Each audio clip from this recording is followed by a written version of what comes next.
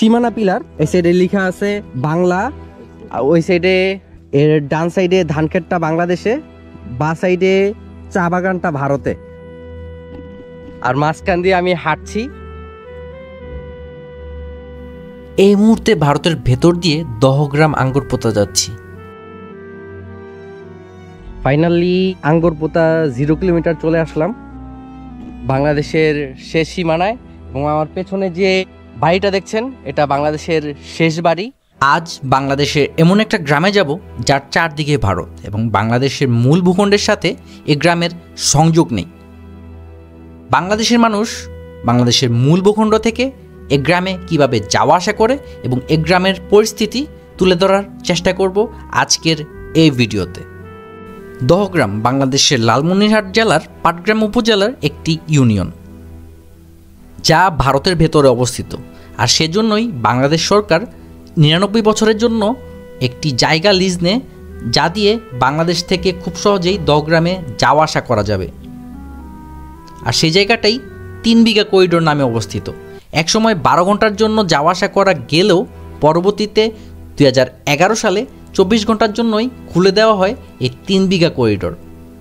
আর আমিও সেই 3 বিঘা করিডোর হয়েই যাব সেই দহগ্রাম। 3 বিঘা করিডোর থেকে আপনাদের সবাইকে শুভেচ্ছা। আমি আকিব ইমতিয়াজ। দহগ্রাম আঙ্গুর পোতা থেকে অটোগুলো আসছে, এগুলো আমাদের বাংলাদেশি অটো। এই ভেতরে যে জায়গাটা দেখছেন, যে দিক থেকে অটোগুলো আসছে, এটা ভারতের। এটা বাংলাদেশ লিজ নিয়েছে 99 বছরের জন্য। করব এই মুহূর্তে ভারতের ভেতর দিয়ে দহগ্রাম আঙ্গুর পোতা যাচ্ছি। তবে 3 বিঘা করিডোরের ভেতরে ভারতের মানুষ এসে ছবি তুলতে পারলেও বাংলাদেশের মানুষের জন্য তা নিষেধ। ফাইনালি সেই 3 বিঘা করিডোর দিয়ে এখানের দহগ্রাম আঙ্গুর পোতা চলে আসলাম। না না না, এমনি ঘুরতে আসছি। এই যে এটা ভিডিও করতে। যদি ভিডিও করা নিষেধ থাকে তাহলে বাংলাদেশ ভারত 2 দেশের মানুষের জন্যই তার নিষেধ হওয়া দরকার ছিল, কিন্তু বাস্তবে তার উল্টো। ভারতের মানুষ খুবই সুন্দরভাবে ছবি তুলছে, ভিডিও করছে, কিন্তু বাংলাদেশের জন্য তার নিষেধ। ফাইনালি 3 বিঘা করিডোর পার হয়ে এ সাইডে চলে আসলাম। এ সাইড দহগ্রাম, তারপরই শেষ প্রান্তে আঙ্গুর পোতা। তো দহগ্রামের পর আঙ্গুর পোতার দিকে যাব। 3 বিঘা করিডোর থেকে শাওন ভাইয়ের সাথে এখন যাচ্ছি আঙ্গুর পোতা 0 পয়েন্ট। তো ভাই বললো যে তার বাসাও এখানে।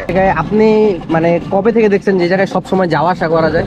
এটা হলো আপনার 11 সালে 19 অক্টোবর 24 ঘন্টা খুলে দেওয়া হয়েছে। আচ্ছা, এর আগে আপনারা আসলে কেমনে যাওয়া আসা করতেন? এর আগে আমরা ছিলাম 12 ঘন্টায়, মানে সকাল 6টায় খুলতো, সন্ধ্যা 6টায় বন্ধ হইতো।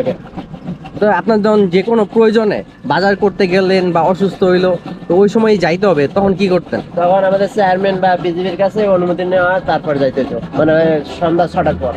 দহগ্রামের দিকে যতই অগ্রসর হচ্ছিলাম ততই অবাক হচ্ছিলাম। ছোট্ট একটি ইউনিয়ন, 20,000 মানুষের বসবাস, কিন্তু এর ভেতরেই আছে হাসপাতাল, স্কুল সহ সরকারি অনেক প্রতিষ্ঠান, যা বাইরে থেকে দেখলে বোঝা সম্ভব না। বাংলাদেশের শেষ মসজিদ না, এদিকে বাংলাদেশের শেষ মসজিদ আঙ্গুর পোতা, এদিকে বিজিবি ক্যাম্প, এদিক দিয়ে বাংলাদেশের শেষ ক্যাম্প বিজিবির। এখন দহগ্রামে আছি, দহগ্রামের ভেতরটাতেই আছি।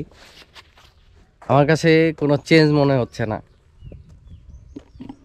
এদিকে গাড়ি যাওয়া আসা করে, প্রায় কোনো সমস্যা হয় না যতটুকু দেখতে পাচ্ছি।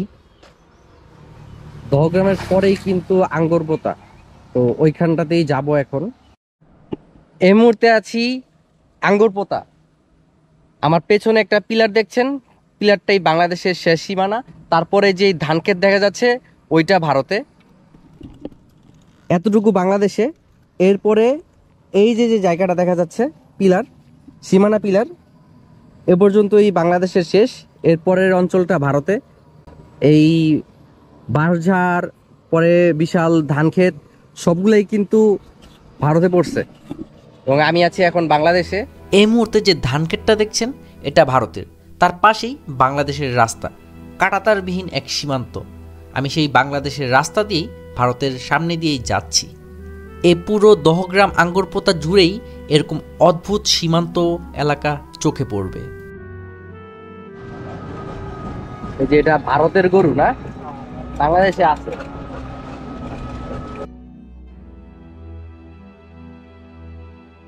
ফাইনালি আঙ্গরপোতা 0 কিলোমিটার চলে আসলাম বাংলাদেশের শেষ সীমানায়। এবং আমার পেছনে যে বাড়িটা দেখছেন এটা বাংলাদেশের শেষ বাড়ি। আর এখানেই আঙ্গরপোতা শেষ, অর্থাৎ বাংলাদেশের শেষ। আমি আর শাওন ভাই দেখি শেষ পর্যন্ত যাওয়া যায় নাকি। এদিকে কতটুকু যাওয়া যায়? এই যে আর আপেল ওই যে সামনে ক্লিয়ার। সীমানা চা clear? বাগানটাই আমাদের শেষ, মানে এই ধান ক্ষেতটাই আমাদের শেষ। আচ্ছা, এই ধান ক্ষেতটা দেখা যাচ্ছে এটাই বাংলাদেশের শেষ শেষ সীমানায় চলে আসলাম। এইখানে ভারতের বাড়ি। এই সামনে যে পিলারটা দেখা যাচ্ছে ওইটা বাংলাদেশের শেষ, ভারতের শুরু। এই যে সামনের পিলার, এই চা বাগানটা কিন্তু ভারতে, ওইখানে যাওয়া যাবে না। লেখা আছে সেটা বাংলাদেশে, সেটা বাংলা। এই যে চা বাগানটা দেখছেন, এই বাঁশের বেড়া পরে চা বাগান, এটা কিন্তু ভারতে, এখানে যাওয়া যাবে না। আর এইখানে সীমানা পিলার, এই সাইডে লেখা আছে বাংলা, আর ওই সাইডে ইন্ডিয়া লেখা আছে। তো এই জায়গায় বাংলাদেশের শেষ সীমানা, দহগ্রাম আঙ্গরপোতার। এখানের পরে আর যাওয়া যাবে না। ওই পারে আমরা দেখতে পাচ্ছি ওই ক্যাম্প। কুচবিহার জেলার শুরু এদিক থেকে, ওদিক দিয়ে রাস্তায় মানুষ যাতায়াত করছে দেখা যাচ্ছে। আর এই চা বাগান, আর এইদিকে বিএসএফ এর ক্যাম্প। এই জমিগুলা ভারতে পড়ছে, বাংলাদেশের শেষ ধান ক্ষেত। আর এরপরে যে সামনে যে বাড়িটা, এটা বাংলাদেশের শেষ বাড়ি। আর এখানে এই সীমানা পিলার। আমি যে মাটির আইল দিয়ে হাঁটছি, এর ডান সাইডে ধান ক্ষেতটা বাংলাদেশে, বাঁ সাইডে চা বাগানটা ভারতে। আর মাঝখান দিয়ে আমি হাঁটছি।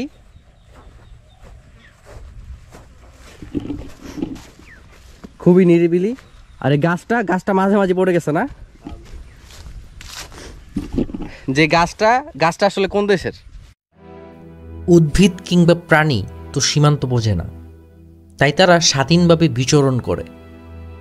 ইংরেজ উকিল রেডক্লিফের আনারি ম্যাপে বহুদিন দুর্ভোগ পোহাতে হয়েছে দহগ্রাম আঙ্গরপোতার মানুষদের। তবে আশার কথা হলো, এখন 3 বিঘা করিডোরের বদৌলতে দিন দিন উন্নত হচ্ছে এই অঞ্চল। দহগ্রাম আঙ্গরপোতা থেকে আমি আকিব ইমতিয়াজ। আজ এ পর্যন্তই। সবাই ভালো থাকবেন, সুস্থ থাকবেন। আসসালামু আলাইকুম।